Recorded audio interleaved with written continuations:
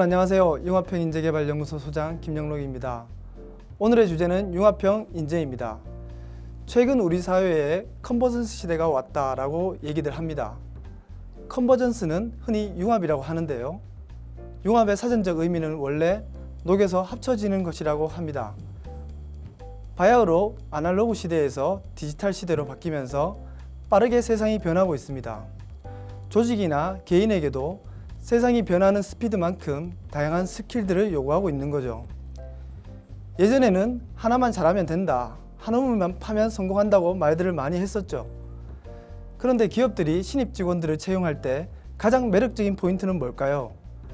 제 생각에는 기업에서는 1인 3역을 할 수 있는 멀티플레이어, 즉 융합형 인재를 절실히 요구하고 있다는 것이죠. 기업 입장에서 보면 3명 할 일을 1명으로 줄일 수 있고 그 한 사람의 지식의 양이 깊고 넓기 때문에 다양한 분야의 활용이 가능하므로 점진적으로 더 큰 그림을 만들어 갈 수 있게 되는 것입니다. 대학에서 보면 서울대는 차세대 융합 전문 기술원을 개설했고 카이스트는 기술경영전문대학원, 연세대는 미래융합기술연구소 등 하나같이 기술, 경영, 학문을 하나로 결합시키는 전문대학원이 생겨나고 있고요. 그리고 올해 문을 연 서강대 역시 기술경영전문대학원을 통해 융합형 인재를 키우겠다는 것이 목표라고 합니다. 원장으로 취임한 서강대 반정식 원장님은 중소벤처기업들이 히든 챔피언이 되려면 기술혁신 기반 위에 경영지식도 갖춘 경영혁신 리더가 필요하다고 역설했습니다.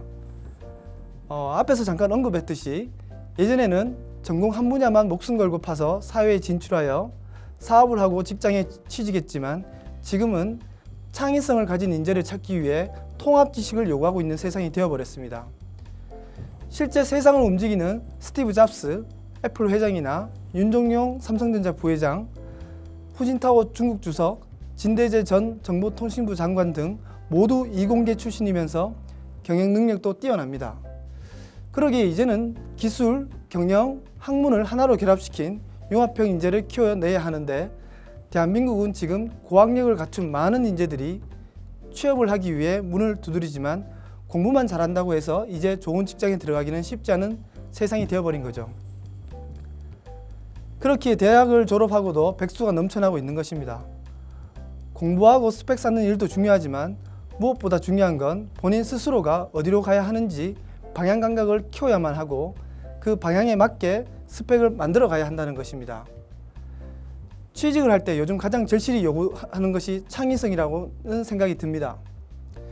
창의적인 면접을 통과하기 위해서는 비결은 단 한 가지입니다. 자신만의 통합적 맨파워가 말하지 않아도 느끼게 해줄 수 있는 포스가 느껴져야 한다는 것이죠. 자, 여러분, 차이를 극복하는 것은 탁월함이라고 했습니다. 지금은 고학력 사회다 보니 개인마다 이력서에 칸이 넘칠 만큼 빽빽히 채워놓고 있습니다. 그런데 가만히 들여다보면 탁월함을 찾기에는 부족하다는 것이죠. 면접에서는 저마다 다른 자기 목소리를 내고 있지만 기업은 인성과 태도를 중요시 여기면서 창의적 인재를 원하고 있다는 것입니다. 급기야 연세대는 올해 내신 성적을 전혀 보지 않고 창의성 인재 특별 부분 전형으로 뽑겠다고 뉴스에 보도됐고 또 한국판 MIT 미디어 랩인 미래융합기술연구소의 글로벌 융합공학부를 통해 선발된 학생들은 테크놀로지, 이미지네이션, 퓨처라는 새로운 형태의 교과목을 도입해 한 과목을 수강하더라도 기술, 인문, 예술, 디자인 등을 두루 배우게 해서 융합형 인재로 키우려고 교육 프로그램을 만들었다고 합니다. 또한 최근 기업에서도 IBK 기업은행, SK텔레콤 역시 스펙의 기본 항목만 제외하고는 블라인드 처리를 한 다음에 면접의 시간을 늘려 지원자의 태도와 자세, 창의성을 본다고 합니다. 그럼 왜 이토록 융합형 인재를 키우려고 애쓰겠습니까? 그 해답은 아이디어가 기업의 미래를 좌우하기 때문입니다. 아이디어는 대학 성적 우수하고 스펙이 좋다고 해서 나오는 것이 절대 아니라는 것입니다. 오히려 문제아들이 더 사고를 잘 치며 다양한 경력의 소유자들이 기발한 아이디어를 더욱 잘 도출해낸다는 것이죠. 실제 최근에 개봉한 영화 소셜 네트워크를 보신 분들이 계실 겁니다. 주인공인 페이스북 창업자 마크 주커버그는 그는 천재처럼 보이면서도 문제아처럼 느껴졌을 텐데요. 그럼 페이스북이 탄생된 비결은 무엇일까요? 페이스북 창업자 마크 주커버그 외에 크리스 휴즈, 더스틴 모스코비치, 에드와르도 세버린 등 4명입니다. 이들 창업자들의 행적을 보면 힌트를 얻을 수 있는데요. 창업자의 마크 주커버그의 전공은 컴퓨터 공학과 심리학이며 고등학교 시절에는 라틴어에도 심취했다고 합니다. 동업자였던 크리스 휴즈는 문학과 역사를 전공했고 더스틴 모스코비치와 에드와르도 세버린은 경제학을 전공했다는 것이죠. 페이스북이 탄생할 수 있었던 것은 주커버그의 공학적 재능과 하버드대 동료들이 가진 인문사회학적 토양과 융합한 덕분인데요. 페이스북 창업자에겐 중요한 건 부가 아니라 세상을 바꾸는 아이디어였다는 것입니다.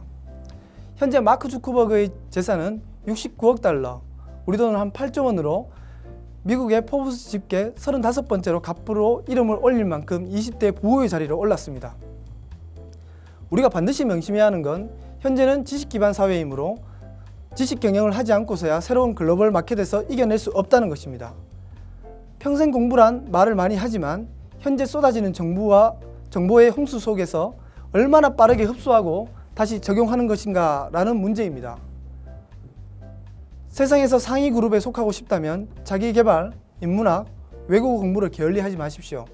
훗날 이것 때문에 발목을 잡힐 수 있는 날이 반드시 오게 될 수 있다는 것입니다. 벽을 뛰어넘겠다는 강한 의지가 우리에겐 필요합니다. 감사합니다.